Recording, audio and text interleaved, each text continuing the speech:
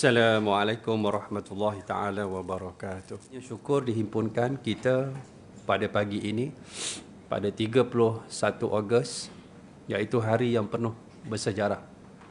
Dan insya-Allah kuliah kita hari ini juga bertepatan dengan semangat kemerdekaan untuk sama-sama kita kupaskan pada pandangan Islam from Islamic point of view. Maknanya apa yang dikatakan kemerdekaan, saya rangkakan dalam satu bentuk tajuk yang mudah. Dan untuk kita bawa balik sebagai satu assignment untuk diri kita. Tanya diri kita lah, tanya orang payah kan? Merdekahkah aku? Merdekahkah aku? Untuk balik nanti kita semak balik. Dengan poin-poin yang saya berikan, adakah ini poin-poin ini bertepatan dengan jiwa dan juga diri kita sendiri sebagai satu muhasabah. Boleh dah? InsyaAllah pelan-pelan lah. Saya pun tak apa-apa sihat hari ini. Pagi tadi migraine. Kuat. Malam tadi balik pun. Bukan balik sambut kemerdekaan. Tapi kita buat tazkirah. Dekat U12. Saya, Ustaz Ahmad Dasuki, Ustaz Nik Bakri. Balik tu jam. Jam. Jalan jam. Sebab ramai dah merdeka dah. Jadi mudah-mudahan Allah dapat memberikan kepada kita kebaikan-kebaikan dalam kehidupan. Bila kita membincangkan tentang kemerdekaan, cukup menarik. Selalu akan ada orang menyebut sepotong hadis. Yang mana ni bukan hadis pun. Kalau hadis pun hadis yang palsu. Hubbul watan minal iman. Biasa dengar? Hubbul watan minal iman. Iaitu cinta kepada negara itu sebahagian daripada iman.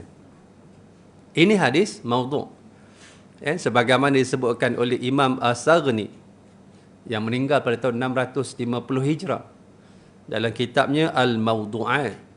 Al-Mawdu'at. Bahawa inilah hadis palsu. Begitu juga dalam kitab Tazkiratul Mawdu'. Tazkiratul Mawdu' yang ditulis oleh Imam Al-Fatani, bahawa ia juga hadis maudhu'. Begitu juga dengan Imam Ali Al-Qari dalam kitabnya Al-Masnu' fil Ma'rifatil Hadithil Mawdu'. Al-Masnu' fi Ma'rifatil Hadithil Mawdu'. Bahawa hadis ini ialah hadis yang maudhu'. Begitu juga dengan Imam Al-Qawqaji. Qawqaji. Bahawa hadis yang saya sebutkan itu hadisnya maudhu'. Kata Imam Al-Almiri yang meninggal pada tahun 1143 Hijrah. Dia kata kata-kata hubbul watan minal iman itu datangnya daripada Ibnu Abi Hatim. Ibnu Abi Hatim diriwayatkan daripada Ad-Dhahak. Ad-Dhahak. Dan dia bukan kata-kata daripada Rasulullah sallallahu alaihi wasallam.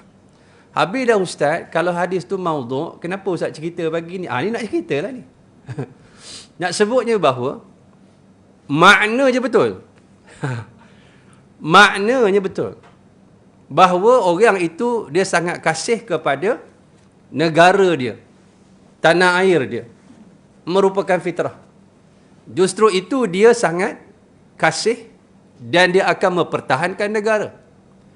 Maka di sebalik sebuah kemerdekaan, apa jua perjuangan, baik nama dia Islam ataupun tidak Islam, di belakangnya ada pejuang-pejuang kemerdekaan. Apatah lagi yang namanya Islam. Maka kita jumpa nama Umar Mukhtar di Libya. Kita jumpa nama-nama para pejuang-pejuang yang luar biasa dalam mencapai kemerdekaan. Hatta kita ambil di tanah air kita. Kita jumpa dengan nama, siapa dia? Yang baru-baru ni. Kutipan 90 juta. Mat Kilau. Mat Kilau. Dalam keadaan kita lihat di sana ada Abdul Rahman Limbung, ulama. Tok Janggut, ulama. Maknanya dipelopori oleh para pejuang ini ialah para alim ulama. Kerana kesedaran, awareness tentang kemerdekaan.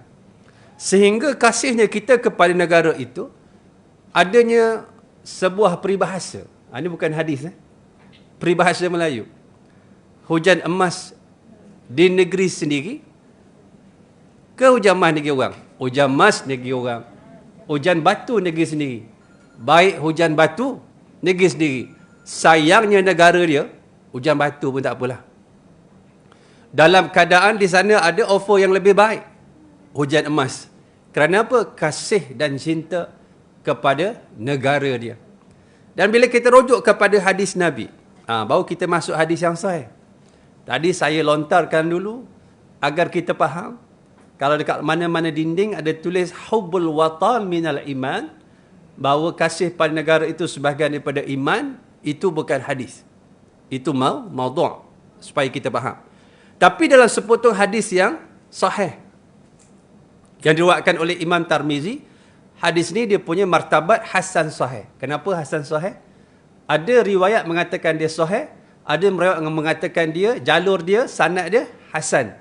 Kedua-dua hasan ataupun sahih, kedua-duanya hadis yang baik. Dan hadis yang cukup baik dalam istilah martabat sesebuah hadis Rasulullah sallallahu alaihi wasallam. Hadis ini daripada Ibnu Abbas radhiyallahu anhuma. Ibnu Abbas ini saya dah sebutkan sepupu Nabi. Abbas, pak saudara Nabi. Adik-beradik Abdullah bin Abdul Muttalib and bin Hashim bin Abdul Manaf bin Qusay bin Kilab bin sampai kepada Adnan, bawa ke atas 42, jumpa Nabi Allah Ismail, Nabi Allah Ibrahim, naik ke atas Nuh sampai kepada Adam alaihissalam. Ini merupakan susur galur daripada Nabi sampai kepada Adnan. Yang ni tidak ada khilaf.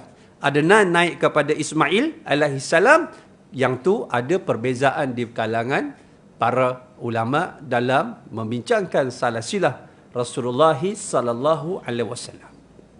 Ibnu Abbas ini ketika Nabi lahir, ketika dia lahir, dalam keadaan 2 tahun sebelum Nabi berhijrah.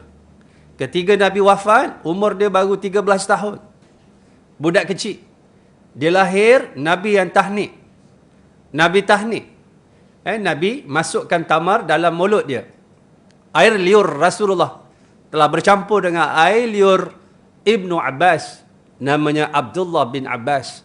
Abdullah bin Abbas ini seorang sahabat yang cukup alim dan banyak doa-doa Rasulullah padanya. Allahumma alimhu ta'wil, Allahumma alimhu hikmah, Allahumma faqihhu fid din. Banyak doa-doa kepada Ibnu Abbas radhiyallahu anhuma. Ini sepupu Nabi. Dia kecil tapi dia alim. Nanti kita akan jumpa dalam cerita lain insya-Allah Ibnu Abbas. Dalam memahami tentang kemerdekaan, Rasulullah sallallahu alaihi wasallam menyebut ma atayyabaki min baladin wa ahabbaki ilayya walaula anna qaumi akhrajuni minki masakantu ghairaki. Dalam riwayat yang lain ma kharajtu minki. Nabi menyebut ketika berhijrah. Sebab tu bila kita membincangkan kemerdekaan, hari ini 3 Safar. Dia berhubung kait dengan apa yang sahabat-sahabat buat program tempoh hari, Muharram, hijrah. Sebab tu hijrah ini untuk apa? Mencapai kemerdekaan. Baik kemerdekaan fizikal ataupun kemerdekaan yang sifatnya spiritual, dalaman hati kita, rohiyah kita. Dua-dua ni sangat penting. Sebab itu bila kita cerita tentang kemerdekaan, dia berhubung kait dengan hijrah. Dan bila hijrah, tujuannya nak mencapai kemerdekaan. Dia saling terikat, seiring, sejalan, sehati, sejiwa. Faham ni? Macam tak fahamnya? Alhamdulillah, faham ni? Faham tak? Alhamdulillah. Hari kemerdekaan ada kuliah. Bagus, hebat betul. Hari kemerdekaan ada kuliah. Alhamdulillah. Tapi saya nak sebut ialah Nabi SAW ketika berhijrah ke Madinah, Nabi sikit-sikit toleh belakang, sikit-sikit toleh belakang, sikit-sikit toleh belakang, melihat Makkah. Melihat Makkah. Nabi sebut dengan perkataan ma atayyabaki min baladin. Tidak ada negara yang lebih baik daripada engkau wahai Makkah.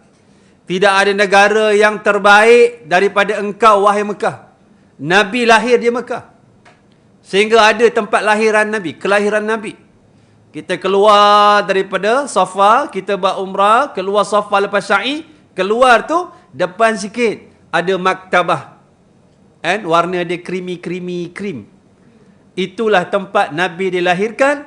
Itulah rumah Aminah binti Abdul Wahab, binti Wahab. Itulah rumah siapa? Rumah ibunda Rasulullah sallallahu alaihi wasallam. Nabi lahir kat Mekah. Sebab itu berhadapan sikit dekat tandas tu, itu keluarga dia. Depan sikit lembah Abu Talib. Dekat atas Jabal Qubais itulah Nabi belah bulan. Atas bukit. Kita keluar tu, depan sofa tu, itulah bukit. Apa dia? Pintu kat sofa tu, kat Marwah tu, ada bukit. Itulah Jabal Qubais. Orang Melayu kata Kobis. Bukan Kobis. Jabal Qubais. Banyaklah dia punya Kobis. Tak apalah. Yang penting ada bunyi base jadilah. Nak sebutnya, itulah kedudukan keluarga Nabi. Dekat tandas tu, keluar Marwah tu, tandas tu, itu tapak rumah Abu Lahab. Memang layaklah duduk kat tandas. Dalam keadaan apa? Rasulullah orang Mekah. Tetapi tekanan kepada Nabi cukup kuat. Sehingga disebutkan dalam suratul Anfal ayat 60. Saya bawa rentetan cerita ni untuk kita bawa ke kemerdekaan. Apa yang kita nak kongsikan balik sebagai satu assignment. Boleh? InsyaAllah. Dan bila Rasulullah SAW dalam keadaan nak dibunuh. Sampai peringkat nak dibunuh. Allah sebut dalam suratul Anfal ayat 60. Wa idh yamkuru bikal ladzi nakafaru liyuthbituka aw yaqtuluka aw yukhrijuk. Wa yamkuruna wa yamkurullah wallahu khairul makirin. Ingatlah wahai Muhammad, ketika mana mereka merancang bermusyarat rumah moyang Nabi Qusay bin Kilab menjadi dewan ataupun menjadi parlimen bagi kafir Quraisy. Nak buat apa dengan Muhammad ni? Dia punya perkembangan agama dia semakin bagus. Hamba-hamba peluk agama ini diseksa. Bilal bin Rabah ditempat batu, padang pasir. Kita faham macam mana Mekah, Madinah. Kita naik kereta, buka aircon, buka tingkap, pergi Madinah dekat highway. Bara api masuk muka. Panas bukan kepalang. Itulah bumi yang cukup ekstrim. Berbatu-batu, panas. Allah lahirkan seorang Nabi membawa risalatut tauhid. Nabi Muhammad sallallahu alaihi wasallam. Bayangkan Bilal tak pakai baju, dibaring atas padang pasir yang panas, perutnya batu yang besar diempap, dalam keadaan dia menyebut Ahad, Ahad, Ahad. Macam suami kita lah. Bang, bangun bang. Ahad, Ahad, Ahad. Hari Ahad. Bilal dihempap dalam keadaan dia tetap menyebut Allah tu tunggal dalam keadaan satu keluarga diseksa.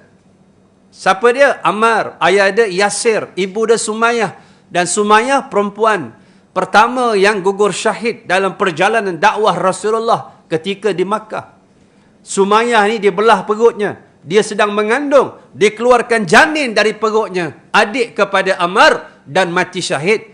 Ketika mana mereka diseksa, Nabi lalu di hadapan keluarga ini. Nabi cuma menyebut, sabran ala Yasir, fa inna mau'idakumul jannah. Bersabarlah wahai keluarga Yasir, tempat tinggal kamu ialah syurga Allah. Sehingga hari ini, 31 Ogos 2022, syurga yang Nabi janjikan kepada keluarga ini, masih orang USJ tak jumpa lagi. Begitu jauhnya garapan akhirat yang dijanjikan oleh Rasulullah kepada orang-orang yang beriman. Bila? Ketika itu. Ketika belum merdeka. Ketika di zaman Makkiyah. Begitu juga dengan sahabat-sahabat yang lain. Khubayb. Macam seorang sahabat bernama Khabbab bin Al-Ard. Khabbab bin Al-Ard. Dia ini diseksa dalam keadaan dipanggang dia. Belakang badan dia ni ada 5 lubang. Kerana di zaman Mekah, dia dibaringkan di atas bara, batu yang dibakar panas sampai merah, dibaringkan Khabbab oleh tuan dia. Dan tuan dia orang perempuan.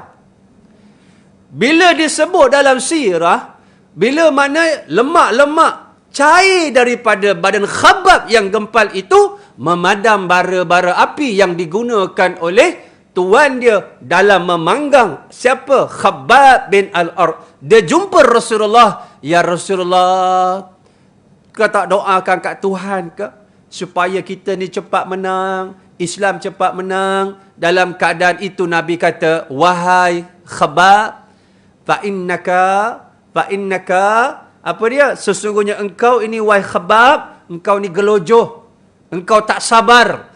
Dalam keadaan itu perkembangan yang begitu positif dalam keadaan Allah berikan kepada sahabat-sahabat. Walaupun jumlahnya tak ramai, kena ingat. Dia ada hubung kait dengan suratul Nasr. Idza jaa nasrullahi wal fath.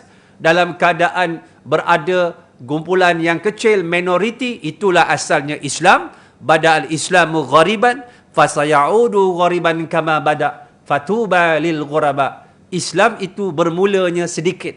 Perkataan gharib, ghariban, dagang. Pertama sedikit, tak banyak. Kedua pelik. Islam ni bermula dengan pelik. Tengok orang pakai purdah pelik. Zaman-zaman dulu. Kerana ketika itu orang tak ada. Yang ramai yang pakai tudung. Bahkan dalam keadaan zaman-zaman Pok Ye, Alompak Agogo. Pakai baju kebaya, kebarung, pinggang, ramping bak, secekak padi. Nampak orang pakai purdah je pelik. Dulu orang Arkam pakai purdah kata hantu kom-kom. Jadi momok-momokkan dalam pemikiran sampai janti jadi hantu momok. Okay. Hari ni tak pelik. Orang laki-laki pun pakai purdah, nampak? Kerja Tuhan. Pakai purdah laki-laki tu, niqab tu. Tapi pakai face mask. Nak sebutnya sahabat-sahabat, begitu keadaannya. Lalu dalam keadaan ini, mereka merancang. Dalam musyarat ini, Iblis pun datang. Dia rupa laki-laki dari negeri Najd. Najd ni satu wilayah dalam Saudi Arabia sekarang. Pagi-pagi duduk kat depan dewan, pintu belum buka. Iblis dah tunggu, semangat nak musyarat. Sebab Iblis tak harap sangat manusia ni. Sebab pandangan-pandangan tu Allah kumpulkan dalam ayat tu tadi. Ingatlah wahai Muhammad ketika mereka cuba nak memenjarakan kamu. Kenapa memenjarakan? Bangun seorang wakil rakyat. Aku cadang kita penjarakan Muhammad. Bangun Iblis, aku bangkang. Kalau kau penjarakan Muhammad, pengikut dia akan datang bangkit. Dan mereka kalahkan kamu. Kat mana kamu nak letak air muka kamu, wahai Quraisy? Kamu ni yang jaga Kaabah. Terkenal di tanah semenanjung, tanah Arab. Lalu kata orang yang cadangkan, mana dia ada pengikut? Cuba kamu perhatikan. Yang kamu seksa, yang kamu bunuh, tak ada seorang pun pilih untuk kembali menyembah berhala. Semua pilih mati atas agama Muhammad. Tak nampak bahaya tu? Bangun seorang, aku cadang. Kita usir dia. Bangkit lagi Iblis. Aku bangkang. Kalau kau usir Muhammad, dia akan kumpul dengan orang luar, dia serang Mekah. Mana maruah kamu nanti? Mana dia ada pengikut? Cuba kamu perhatikan. Musim haji, Muhammad dah berbaik-baik dengan orang Yathrib. Datang daripada Madinah, nama lama Yathrib. Aku takut dia mengumpul kekuatan di sana. Memang ini yang berlaku ketika itu. Sebelum Nabi berhijrah, orang-orang Yathrib datang, memberikan bai'ah Aqabah pertama, Aqabah kedua. Sebab itu di tiang Aqabah, kita lontar jamrah, paling besar sekali Aqabah. Pertama, Ula. Kedua, Tengah, Wusta. Ketiga, Aqabah. Sebab itu bila Aqabah ni, yang paling besar, paling ujung, jangan lontar sebelah sana. Sebelah sana tu Mekah dah. Tak kira lontar, tak sah. Ada jemaah kita, Ustaz, Alhamdulillah Ustaz. Kenapa? Saya punya doa masa Ramadan, bila saya buat haji tu, Ustaz, saya nak baling tu senang, orang tak ada. Saya baling tadi Ustaz, orang tak ada sungguh Ustaz. Mustajab doa saya malam-malam hujung Ramadan. Dekat mana? Hujung sekali tu Ustaz. Dekat bahagian mana? Tak sah lontaran tersebut. Tu yang sebelah sana orang tak ramai. Separuh tiang je. Bawa bertenang sahabat-sahabat. Jangan semangat baling setan. Kita tak faham mana boleh, mana tak boleh. 300 jarak daripada tiang Aqabah ada masjid. Pernah pergi? Masjid Aqabah. Di situ Nabi berjanji setia dengan sahabat yang datang dari Yathrib untuk membantu Rasulullah berhijrah dan mengangkat Rasulullah sebagai pemimpin di Madinatul Munawwarah. Lalu dalam keadaan ini bangun Abu Jahal. Aku ada pendapat yang aku nampak kamu tak ada. Aku cadang kita bunuh Muhammad. Ini yang Allah rakamkan dalam suratul Anfal tu tadi. Au yaqtuluk, ataupun membunuh kamu. Bangun iblis. Aku sokong, aku cadang, cadangan ditutup. Iblis kata, inilah cadangan yang terbaik yang aku dengar daripada kepala otak kamu. Kita panggil Abu Jahal sebab dia tolak Islam. Gelaran dia, ma ra'yuka ya Abul Hakam. Apa pandangan kamu wahai Abul Hakam? Wahai bapa kebijaksanaan. Dia bijak. Sebab tu kalau kita pergi Gua Sur, ni masuk sirah banyak dah hari ni. Kita duduk dekat bawah tu, Gua Sur tu, orang naik ke atas tu, tak nampak manusia ke atas. Jauh tingginya, dalam keadaan tak nampak manusia dekat atas sedang naik. Nak sebutnya, tingginya Gua Sur dalam keadaan beberapa kali ganda dari Gua Hira. Kita naik Gua Hira pun, turun mati syahid. Saya naik tu lutut saya nak cabut dah.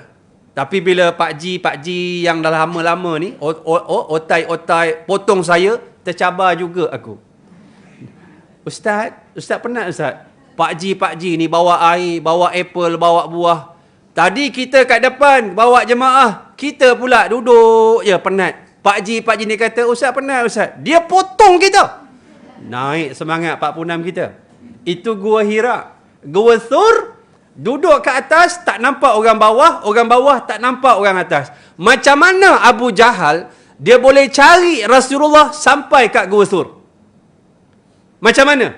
Tuan-tuan tahu, sahabat-sahabat tahu Gua Sur tu macam mana? Ini Mekah, utara ni Madinah. Gua Sur dekat sini. Nabi bukan nak pergi Madinah, Nabi duduk kat gua di tengah-tengah perjalanan. Nabi punya strategi, duduk gua, di jalan bukan jalan ke Madinah, jalan ke sini pula. Itu strategi Nabi sallallahu alaihi wasallam, kebijaksanaan dia. Tak ada siapa sangka Nabi kat Gua Sur 3 hari. Tapi macam mana Abu Jahal boleh cari sampai ke atas bukit yang tinggi. Sampai dekat Gua Sur tu, Gua Sur ni rendah macam ni je, boleh masuk 2 orang je menyuruk. Kalau dia tunduk sikit, nampak kaki Rasulullah dan kaki Abu Bakar. Nampak? Itu Abu Jahal. Itulah kepimpinan melalui teladan. Dia yang ketua, dia yang kerja, dia yang cari, dia berusaha, dia berfikir, semua kat dia. Itulah leadership. Cuma sampai dekat gua, tengok hilang tapak kaki Nabi. Dia tanya dia punya ahli nujum dia, mana Muhammad? Ahli nujum takut. Kalau cakap tak tahu, kena bunuh. Dia kata, Muhammad aku rasa naik ke langit dah. Itu dia. Tapi dalam keadaan inilah, saya nak sebutkan bahawa, apa dia? Perjuangan Rasulullah sallallahu alaihi wasallam. Yang mana lontaran daripada perkara inilah Rasulullah berhijrah. Dalam keadaan ini gambaran yang saya sebutkan. Ketika berhijrah, ini poin saya. Ma atyabaki min baladin wa ahabbaki ilayya. Sesungguhnya Mekah bila berhijrah, Nabi tengok Mekah. Wahai Mekah, tak ada negeri yang aku lebih kasih, aku lebih cinta daripada kamu. Kalau tidak kerana penduduknya menghalau aku, mengusir aku, nak bunuh aku, nescaya aku tak tinggalkan engkau, wahai Mekah. Kasih, cinta kepada Mekah. Sebab itu saya nak sebut, Bilal bin Rabah, dia hamba. Dekat Mekah, dia duduk kat mana? Kandang kuda, kandang unta, tak ada gedung, tak ada rumah, tak ada kepentingan, tak ada perniagaan, tak ada pertanian, tak ada. Tapi bila berhijrah ke Madinah, Bilal demam berminggu-minggu, rindu pada Mekah. Hadis sahih ini, nak sebutnya, menunjukkan bahawa kita kasih kepada negara itu merupakan fitrah, naluri manusia. Itu kena faham. Maka bila itulah nalurinya, maka sifat kita dalam kita menjaga kasih cinta pada negara itu merupakan perkara yang penting. Habis Ustaz bukan asabiah ke tu? Apa itu asabiah? Asabiah itu orang nampak macam semangat kebangsaan, cinta kepada negara secara umum. Tetapi kena faham, kalau tidak disulam dengan agama, dia jadi asabiyah. Sebab tu, mal asabiyah tu ya Rasulullah. Apakah asabiyah itu, wahai Rasul Allah? Maka Nabi kata, al-asabiyah tu antu'inna qawmaka ala zulm. Yang dikatakan asabiyah, bila mana kamu itu menolong, kan? Menolong kaum kamu di atas kezaliman. Asabiyah.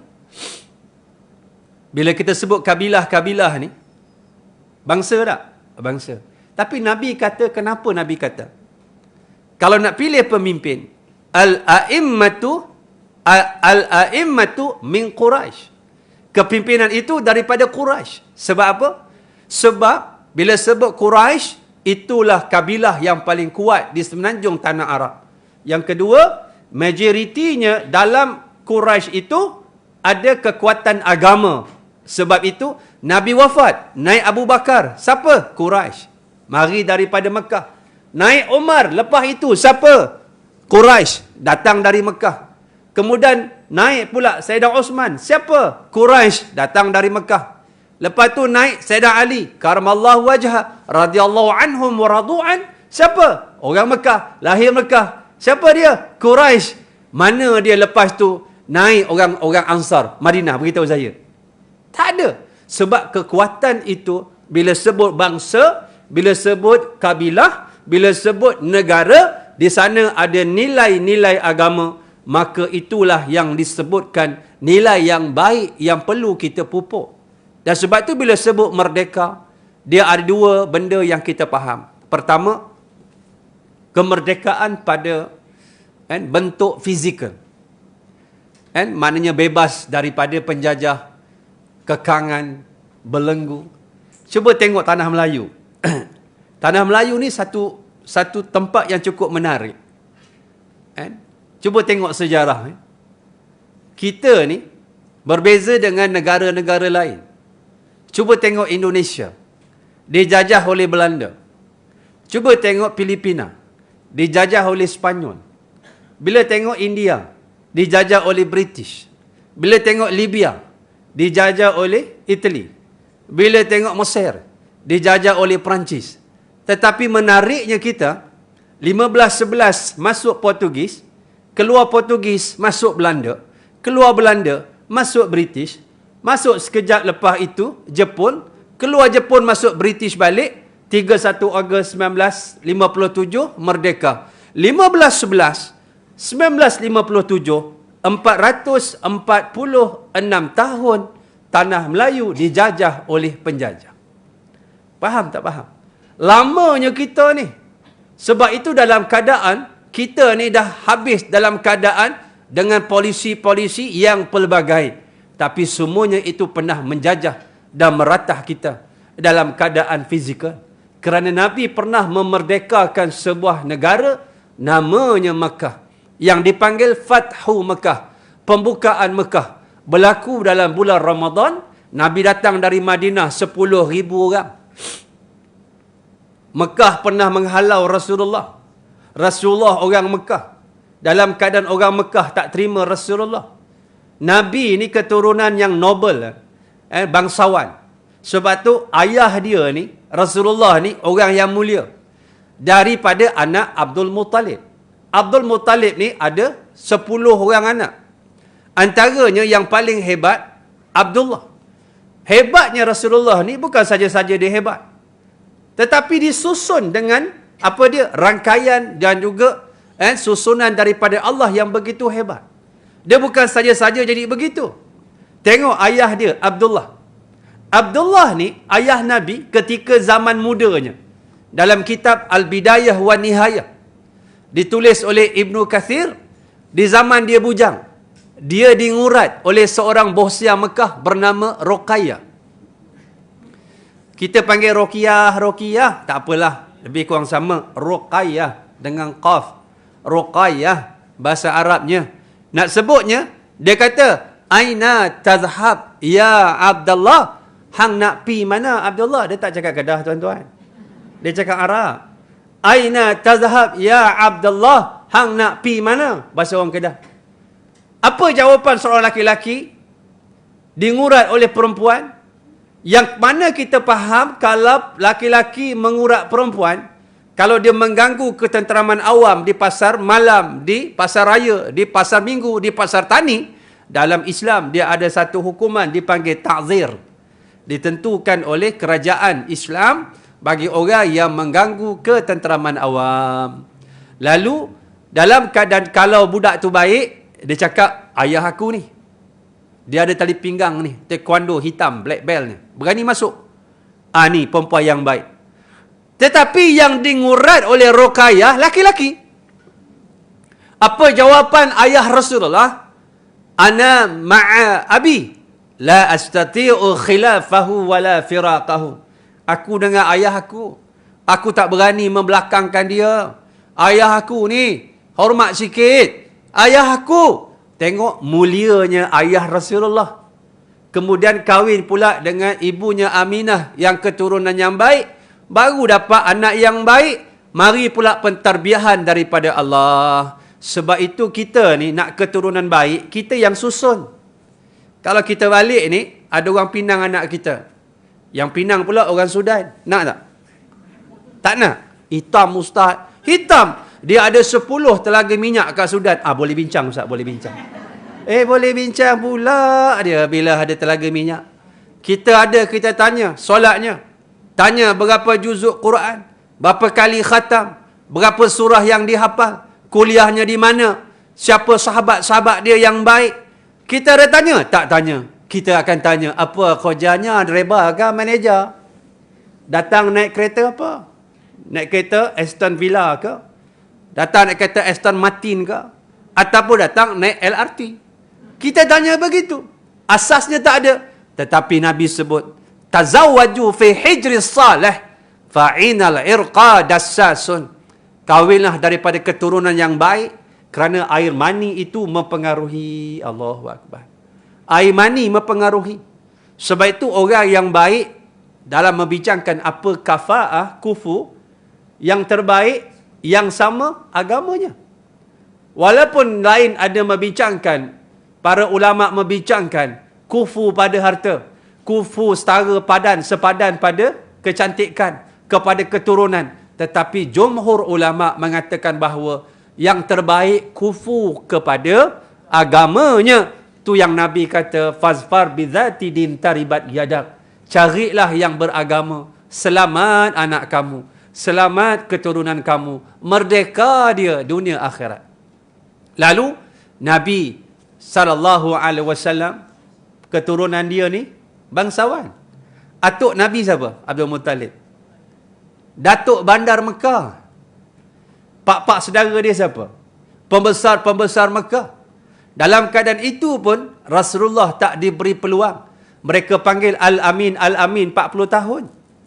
Sebab tu bila Nabi SAW nak sampai ke Islam secara terang-terangan, dekat atas bukit Safa tu, tempat sahabat-sahabat mulakan sa'i.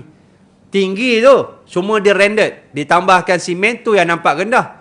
Dan sebab itu tempat sa'i ada 3 tingkat, betul? Paling bawah nampak kaki tu, bukit. Tengah tu nampak tengah bukit. Atas kita tengok ada nampak atas bukit tu puncak Safa. Tinggi Safa tu. Bukit Safa tu tinggi. Nak sebutnya apa? Nabi pergi kat bukit Safa tu. Nabi panggil, ya Bani Fulan, ya Bani Fulan, ya Bani Fulan. Kalau aku beritahu pada kamu. Nabi test market dulu. Belakang lembah tu ada tentera nak serang Mekah. Kamu percaya tak? Mereka sepakat berkata, ma jarabna minka kidban qad. Kami tak pernah mendengar sebarang penipuan daripada kamu, pendustaan daripada kamu, wahai Muhammad. Selama mana? 40 tahun. Bila Nabi sebut Islam saja, pak saudara dia bangun. Siapa pak saudara yang bangun ni? Pak saudara yang menyambut hari jadi dia. Yang menyembelih berapa? 10 ekor unta. Kita yang sayang kat Nabi sambut Maulid Rasul, berapa ekor unta kita sembelih sini? Tak ada lagi setakat ni. Malu kita. 10 ekor unta dibebaskan hamba kerana sayang pada anak dia. Tapi bila anak saudara dia, bila Nabi sebut aku bawa Islam, Abu Lahab kata, tabban laka sa'iral yaum alihaza jama'tana. Celaka kamu Muhammad. Macam mana celaka? Sa'iral yaum, sepanjang hari celaka. Sebab apa? Sebab ni ke kamu kumpul kami? Tengok, dalam keadaan Rasulullah berhijrah, Nabi membebaskan Mekah 8 hijrah dengan 10,000 sahabat. Bila Nabi bebaskan, satu peristiwa dipanggil Fatu Mekah. 8 hijrah, Nabi bebaskan Mekah. 11 hijrah, kan Nabi wafat. 8 ke 11, 9, 10, 11, kan 3 tahun lepas tu Nabi wafat. Nabi pergi haji bila? Hajjatul Wada' 10 hijrah. Dan Babi balik bulan Zulhijjah. Lepas tu Muharram, Safar. Lepas Safar, Rabi'ul Awal. 12 Rabi'ul Awal, Nabi meninggal dunia. Sebab itu, ini kita kena faham keadaan-keadaannya supaya kita tahu Nabi memerdekakan Mekah secara fizikal, iaitu diagung-agungkan oleh Allah. Sehingga turun satu ayat. Ini kemuncak. Sebab tu kalau nak tahu kita merdeka atau tidak, kita tengok Islam itu semakin ramai orang ikut. Bila turunnya idza jaa nasrullahi wal fath. Apabila datangnya nasrun, pertolongan, kedua pembukaan. Ini yang disebutkan oleh para ahli tafsir, al-fathu, pembukaan Mekah 8 hijrah. Wa ra'aitan nas sayadkhuluna fi dinillahi afwajan. Kamu tengok orang masuk Islam tu ramai. Bukan orang bakar mercun ramai. Bukan orang tak solat ramai. Bukan orang mabuk-mabuk ramai. Tapi orang semakin ramai berduyun-duyun kepada apa? Kepada agama Allah. Sebab apa? Cerita. Sebab Allah bukakan dua pendekatan yang berbeza. Ketika Nabi berdakwah di Mekah tak ada negara, pengikut Nabi 60-70 orang. Bila Nabi berhijrah ke Madinah, manusia sudah nampak Islam dilaksanakan dalam bentuk yang praktikal. Sebab tu negara ni dia ada 4 rukun yang sangat penting. Pertama, pemimpin Rasulullah yang berkaliber. Sebab tu kita kalau dapat pemimpin yang beriman, bertakwa, dia punya keberkatan sampai kepada binatang. Kepada apa dia? Bumi.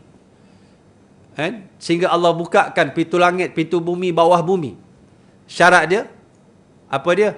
Amanu wattaqau. Beriman dan bertakwa. Kena ingat. Beriman dan bertakwa. Ketika Umar bin Abdul Aziz, salah seorang pemimpin daripada kerajaan Khilafah Umayyah. Dia ni cucu kepada Sayyidina Umar. Ketika dia memerintah tak lama, 3 tahun je, dia mati kena racun. Orang baik ni dia tak lama. Selalu dengan kita ni, kebaikan dia kita kenang-kenang. Saya kuliah 4 kali sebulan dekat Masjid Al-Khairiyah Seri Gombak. Kalau kuliah tu insya-Allah 400 orang tak lari. Ramai orang. Cuma setakat saya mengajar, ada 4 orang meninggal ketika solat, ketika dengar kuliah, ketika nak pergi kuliah dekat masjid tu. Setakat dia 4 orang. Yang terbaru hari tu, almarhum Tuan Haji Jamaluddin bin Ismail. Kenapa saya ingat nama dia? Kalau saya sampai kat masjid, dia orang pertama tunggu saya kat kereta. Dia uzur. Nak naik tangga kuliah tu pun, nak pergi dewan pun, payah. Tapi dia, Ustaz, ada benda nak bawa tak? Saya bawa kitab Ustaz boleh? Tak apa Haji, saya boleh bawa. Ringan je kitab ni. Tak apa Ustaz. Tak apa. Dia sendiri nak naik tangga tu, lambat je. Kali terakhir saya tanya dia, Haji sihat? Sihat orang tua Ustaz. Saya pun tua dah Haji. Tak Ustaz, saya lagi tua. Orang macam ni, orang baik ni, bila dia meninggal, kita sedih bukan sebab dia meninggal. Kita sedih sebab yang meninggal tu orang baik. Orang baik ni memang begitu sifat dia. Dia tak lama dengan kita. Allahu Akbar. Sedih kita. Sebab tu kita kenang-kenang balik, dia dah berjumpa dengan balasan dia. Dia dah bergembira. Sahabat-sahabat kita yang pergi bersama kita, dia meninggal, pergi kuliah duha, ambil wuduk, baring, meninggal. Sebab itu sahabat-sahabat, inilah anugerah yang Allah berikan. Sebab itu bila mana kita tengok kebaikan-kebaikan yang ada di Madinah, orang Mekah buat perbandingan. Dekat Mekah, apa dia? Kerajaan yang tak merdeka dengan Islam, membunuh perempuan. Kerajaan Nabi di Madinah, menjaga perempuan. Dilarang dibunuh. Di Mekah, perempuan itu kalau ditanam hidup-hidup. Dekat pintu Malik Fahad, kalau ada satu kitab lama, pintu Malik Fahad dekat Masjidil Haram, depan tu tapak ditanamnya bayi-bayi perempuan zaman jahiliah dulu. Kitab tu saya beli, saya tengok dekat pintu Malik Fahad. Bila lahirnya anak perempuan, Allah sebut dalam Quran, wa idza busyira ahaduhum bil unsa zalla wajhuhu muswaddan wa huwa kazim. Apabila lahirnya anak perempuan, ayah muka dia menjadi merah kehitaman, menanggung malu sebab perempuan di ketika itu sebagai alat memuas nafsu laki-laki semata-mata. Dua pilihan, ditanam hidup-hidup tujuan menjaga maruah keluarga, atau dibiarkan hidup dalam keadaan kehinaan, au yadussuhu fit turab, ataupun ditanam hidup-hidup dalam tanah. Ini pada pendapat jahiliah. Tujuan dia baik, jaga maruah keluarga. Yang tak baik, perempuan ditanam hidup-hidup bayi. Kerajaan Nabi menjaga wanita, dan disebutkan bahawa di sana ada satu surah nama dia An-Nisa. Allah muliakan wanita kerajaan Rasulullah. Nabi sebut al-jannatu tahta aqdamil ummahat. Syurga bawah tapak kaki ibu. Bawah tapak kaki ayah ada apa? Ada ketua aja. Allah angkat perempuan. Subhanallah. Kerajaan Abu Lahab membenarkan arak. Kerajaan Rasulullah mengharamkan arak. Jaga otak, kepala ni, akal. Kerajaan Abu Lahab membenarkan zina. Kerajaan Rasulullah mengharamkan zina. Nak jaga nasab keturunan supaya tak rosak, tak hina, menjatuhkan maruah. Kerajaan Rasulullah mengharamkan judi.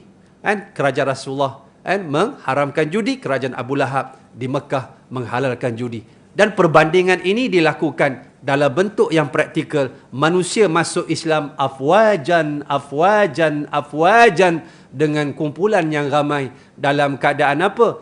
Apabila kemerdekaan fizikal itu berlaku. Sebab tu kita tengok. Hari ni kita tengok, suka saya tengok. Ramai artis berhijrah kan. Artis-artis jadi ustaz, jadi ustazah. Saya suka. Cuma saya rasa tak suka ialah ustaz dan ustazah pula nak jadi artis. Pelik. Orang nak jadi ustaz, jadi ustazah, dia pula nak jadi artis. Lebih daripada artis. Tergedik-gedik macam artis.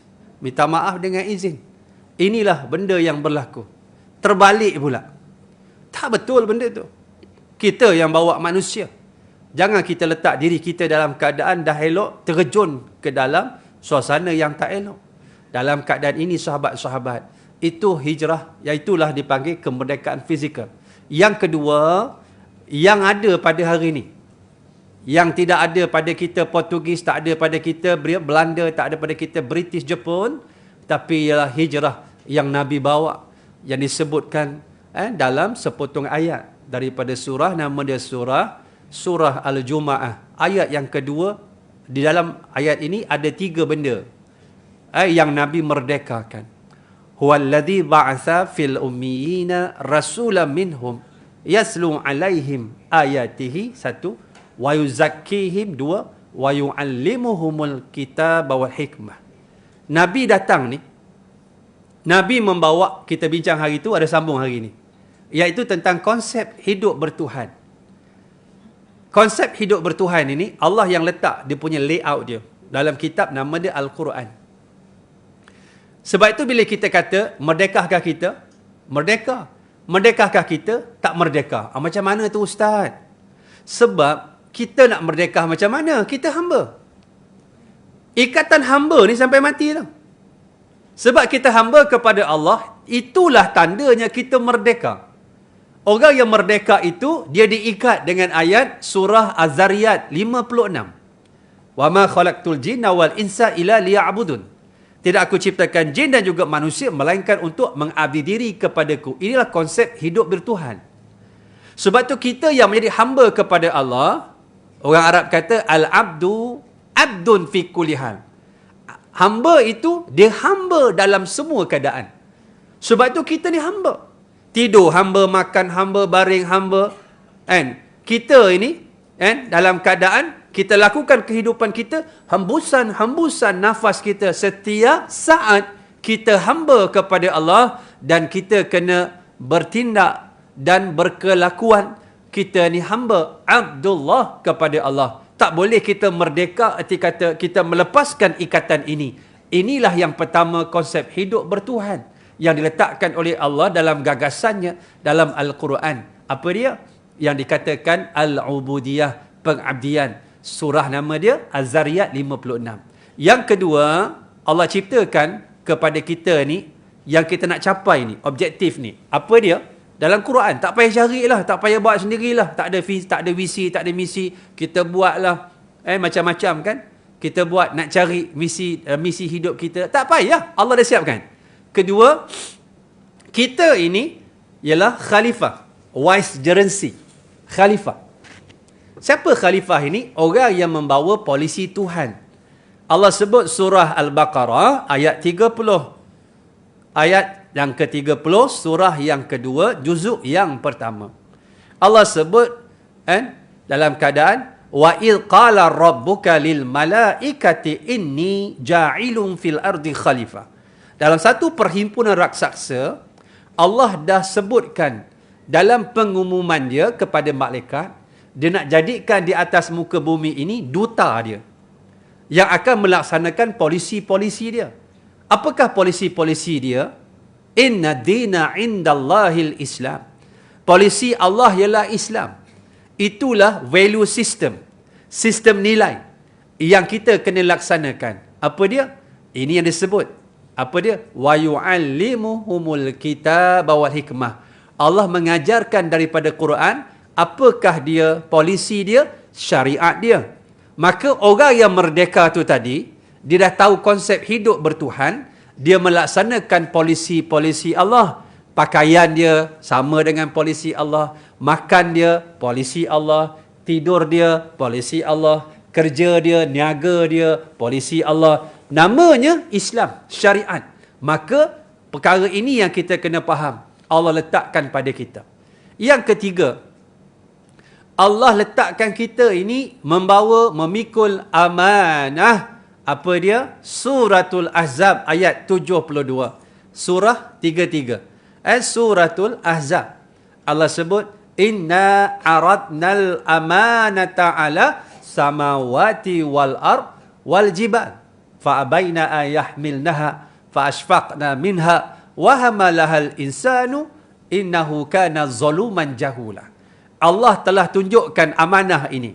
Amanah apa kata ulama'? Amanah sebagai hamba, amanah sebagai duta di atas muka bumi. Itu yang terpikul kat bahu kita untuk kita laksanakan syariat-syariat Allah Subhanahu wa taala supaya kita ini menjadi hamba yang merdeka. Merdeka daripada pemikiran yang bukan Islam, merdeka daripada nafsu yang tak nak tunduk kepada Islam, merdeka daripada syaitan yang cuba menyesatkan kita daripada Islam, merdeka kita dalam keadaan melaksanakan perintah Allah. Itulah amanah dia yang Allah sebutkan, Allah berikan pada manusia. Yang keempat, inilah konsep yang dipanggil keluarga Malaysia. Teguh bersama. Keluarga Malaysia, teguh bersama. Inilah tema, apa dia? Hari Kebangsaan hari ini. Allah sebut suratul Hujurat ayat 13. Ya ayuhan nas, inna khalaqnakum min dzakarin wa unsa wa ja'alnakum syu'uban wa qabaila lita'arafu. Inna akramakum 'indallahi atqakum. Allah sebut, wahai manusia, aku ciptakan kamu laki-laki dan perempuan, berbangsa-bangsa, berkabilah, berpuak-puak. Allah tahu tak kat Malaysia ada Cina? Tahu? Ada India? Tahu? Ada orang hitam? Tahu? Ada negro? Orang putih? Orang coklat? Tahu? Semua itu Allah dah tahu lama dah. Allah yang ciptakan. Untuk tujuan apa? Lita'arafu. Kamu hitam, hamba Allah. Kamu putih, hamba Allah. Kamu kecil, hamba Allah. Kamu besar, hamba Allah. Yang beriman dalam keadaan berukhuwah. Innamal mu'minuna ikhwah. Yang belum Islam, yang non-Muslim, maka mereka ada hak-hak dia. ada dipanggil ahlu zimmi yang perlu dijaga oleh orang-orang Islam, kerajaan Islam. Di situ ada perpaduan, ada konsep dalam keadaan kita bergotong royong, hormat menghormati. Dalam keadaan mereka menyembah berhala, tak boleh hina penyembahan dia. Kalau kita hina penyembahan dia, dia hina penyembahan kita, dia hina Allah di atas kejahilan kita. Dalam keadaan kita hidup bermasyarakat, lebih daripada itu, bukan keluarga Malaysia saja. Keluarga yang kita nak bina, nak bawa dalam diri kita ni, kita nak keluarga apa, sahabat-sahabat? Sebab itu bila kita sebut tentang kemerdekaan, tak cukup dengan konsep hidup bertuhan, konsep hidup bersyariat, ada yang ketiga. Wa yuzakkihim, ada tazkiyatun nafs, pembersihan jiwa kita daripada benda-benda yang merosakkan ibadah kita dan juga akhlak kita. Dalam keadaan di sana ada penyakit-penyakit mazmumah, dalam keadaan kita nak bawa apa yang kita kasih keluarga kita itu kepada ketaatan kepada Allah. Dan benda ini dia perlukan kepada mujahadah. Sebab itu dalam hadis yang sahih disebut, Al-mujahid man jahada nafsahu fillahi azza wa jalla. Dalam keadaan yang lain daripada Fadalah bin Ubaid radhiyallahu anhu, wal mujahidu man jahada nafsahu fi ta'atillah. Yang dikatakan orang itu mujahid, orang-orang yang mana dia berjihad, bermuhajadah dalam berhadapan dengan nafsu dan jiwanya yang tak nak tunduk kepada Allah. Dia tunduk kepada Allah. La yu'minu ahadukum hatta yakuna hawahu taba'an lima jitu bihi. Tak sempurna iman kamu sehingga dia tunduk kepada Allah, apa yang namanya syariat. Maka kita ni akan bebaslah. Dan kemuncak kebebasan yang hakiki, satu tadi fizikal, daripada penjajah, belenggu dan sebagainya. Yang kedua ialah spiritual, rohani, yang Nabi sebut, Nabi datang membersihkan jiwa. Sebab hati ini tempat pandangan Allah. Hebat mana amalan kita, sahabat. Kita bawa balik kepada Allah dengan hati yang rosak. Allah tak pandang ibadah kita. Illa man atallaha biqalbin salim. Sehingga kita datang kepada Allah dengan hati yang sejahtera. Itulah kemuncak hidup kita. Maknanya ada dua bentuk kemerdekaan. Dan kemerdekaan itu mesti diisi dengan syariat tu tadi, Islam. Barulah kita akan menjadi orang yang merdeka. Dan kemuncak hakiki kemerdekaan seseorang, bila mana? Bila dia mati. Kita mati ni, kalau kita ni berehat, kita merdeka. Kita mati di hadapan kita ni dua benda saja. Kita bekerja atau dikerjakan. Yang kedua, berehat. Kita pulun dunia ni untuk berehat. Dunia ni belum bermula kehidupan. Kena faham. Kehidupan kita belum bermula ni. Bermula kehidupan bila malaikat mula pegang kita. Dia nak ambil nyawa kita. Ketika itu kita dah nampak hasil kerja buat kita. Baik atau tidak bergantung pada malaikat yang datang. Man ahabba liqa Allah, ahabba Allahu liqa'ahu. Wa man kariha liqa Allah, kariha Allahu liqa'ahu. Barang siapa kasih nak jumpa Allah, Allah kasih nak jumpa dia. Siapa benci nak jumpa Allah, Allah benci nak jumpa dia. Apa maksud dia, kata Nabi? Wahai isteriku, bukan maksud hadis tu begitu. Maksud hadis, apa yang aku sebut, kalau orang baik ketika nak mati, dalam keadaan malaikat datang dengan muka yang cantik, dalam keadaan apa yang ditunjukkan tu baik, dia tak sabar nak mati cepat. Dia tak sabar nak mati cepat. Kita ni kalau nak mati, nak jumpa orang yang lebih baik. Sahabat Nabi bernama Bilal bin Rabah, ketika nak meninggal, isteri dia kata, sedihnya abang nak pergi. Isteri dia ditegur oleh Bilal bin Rabah. Kenapa kamu sedih? Esok ni aku nak jumpa dah kekasih aku. Aku nak jumpa dah Nabi. Aku nak jumpa sahabat-sahabat. Bila Nabi wafat, Bilal minta keluar dari Madinah. Polisi Sayyidina Abu Bakar, dia tak benar sahabat-sahabat ni keluar. Duduk Madinah. Bila naik Sayyidina Umar, wahai Umar, aku nak berhijrah, nak keluar daripada Madinah. Umar kata silakan. Kat mana kubur Bilal? Kubur Bilal dekat Syria, kat Syam, Damaskus. Walaupun kita pergi Jordan, saya pergi satu tempat tu dia tulis Maqam Bilal. Sebut maqam, belum tentu dalam tu ada mayat. Faham ni? Kalau doreh ada kubur dan mayat. Itu beza maqam dengan doreh.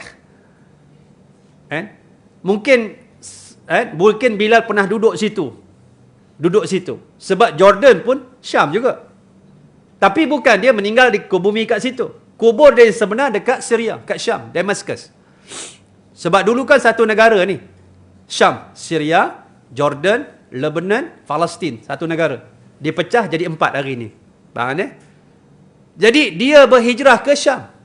Satu hari dia mimpi jumpa Rasulullah. Rasulullah marah dia. Hei Bilal, kau tak ziarah aku ke? Kau tak rindu aku ke? Dia bangun menangis. Dia bawa pakaian pergi ke Madinah. Sampai Madinah, masuk waktu zuhur. Ada kata waktu asar. Nampak Bilal saja. Umar kata ketika tu dia khalifah. Wahai Bilal, azan wahai Bilal. Tak boleh Umar. Aku azan zaman Nabi. Aku Bilal, muazzin Rasulullah, bukan kamu. Datang cucu Nabi Hasan Hussein. Wahai pakcik, azanlah macam pakcik azan zaman atuk kami masuk hidup. Azanlah pakcik, azan. Bila tengok muka cucu Nabi, muka macam Rasulullah, Bilal jatuh sedih. Bilal bukan tak nak azan. Bilal dia bila azan saja teringat Rasulullah. Sebab tu kerja buat haji umrah kat mana? Mekah, bukan Madinah. Tapi duduk kat Masjid Nabawi, perasaan dia lain. Bila azan rasa Bilal yang azan. Bila imam rasa Nabi jadi imam. Bila makmum rasa sahabat yang jadi makmum. Sebab kubur Nabi di situ. Jasad Nabi di situ. Siapa beri salam pada Rasulullah? Assalamualaikum ya Rasulullah. Dalam sepotong hadis yang sahih, Allah pulangkan balik roh Rasulullah. Nabi menjawab, salam tuan-tuan. Cuma tuan-tuan tak tahu. Nabi jawab balik. Siapa yang ziarah aku ketika aku mati, seolah-olah dia ziarah aku ketika aku hidup. Allahu Akbar. Kita rasa Nabi masih hidup. Perasaan kita pasti akan jadi lain kalau duduk di Masjid Nabawi. Walaupun kerja buat haji, umrah di Mekah. Sebab tu kita masuk Mekah, kita baca doa, Allahumma inna hadal haram haramuk. Wahai Allah, ini tanah haram, haram engkau, wahai Allah. Tapi bila masuk Madinah, Allahumma inna hadal haram haramu nabiyyika Muhammad sallallahu alaihi wasallam. Wahai Allah, ini tanah haram nabimu Muhammad sallallahu alaihi wasallam. Bila naik Bilal azan sampai pada ayat wa ashhadu anna Muhammad, Bilal rebah pingsan. Bila Sayyidina Umar papah dia, wahai Bilal, kenapa engkau pingsan? Wahai Umar, ketika aku azan, aku teringat Rasulullah keluar dari bilik itu. Makam Rasulullah kat Masjid Nabawi. Dari bilik itulah keluar Rasulullah jadi imam. Aku teringat perjuangan bersama Rasulullah di Mekah. Aku teringat perjuangan bersama Rasulullah di Madinah. Teringat ketika perang Badar, perang Uhud, perang Parit, perang Khandaq, perang Khaybar. Teringat pembukaan Mekah, Nabi memerdekakan Mekah. Teringat Hunain, teringat Hajjatul Wada', haji Nabi yang terakhir. Teringat ketika Nabi menghembuskan nafas terakhir dia. Aku kasih pada Rasulullah sallallahu alaihi wasallam. Sebab tu Bilal kata ketika nak meninggal, wahai isteriku, jangan kamu rasa sedih aku nak mati. Aku nak berjumpa dengan kekasihku Muhammad sallallahu alaihi wasallam. Sahabat-sahabat tak ada perasaan kasih nak jumpa Nabi ke?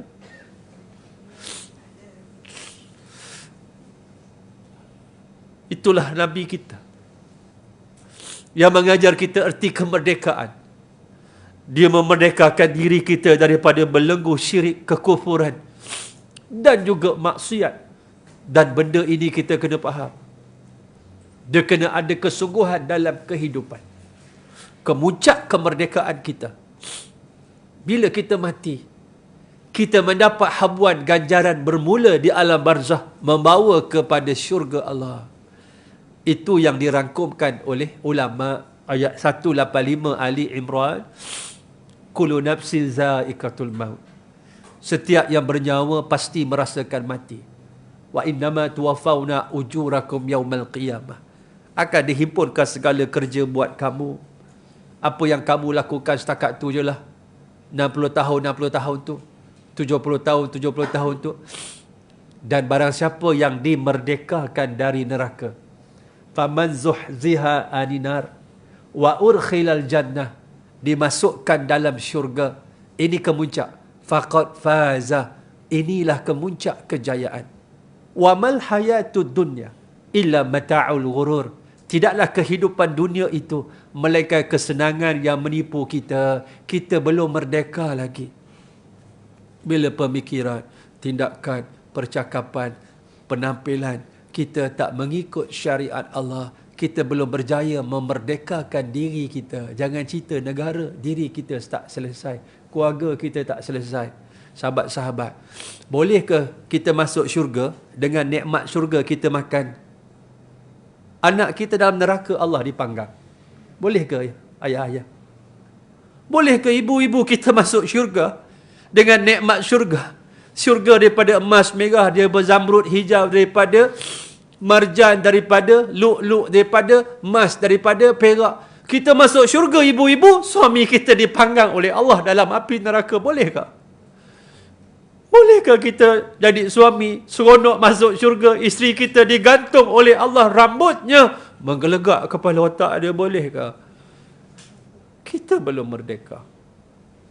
Kita tak berjaya membawa kemerdekaan yang hakiki. Dalam erti kata lain, musuh utama kita, kejahilan kita dalam kita memahami agama Allah Subhanahu wa ta'ala.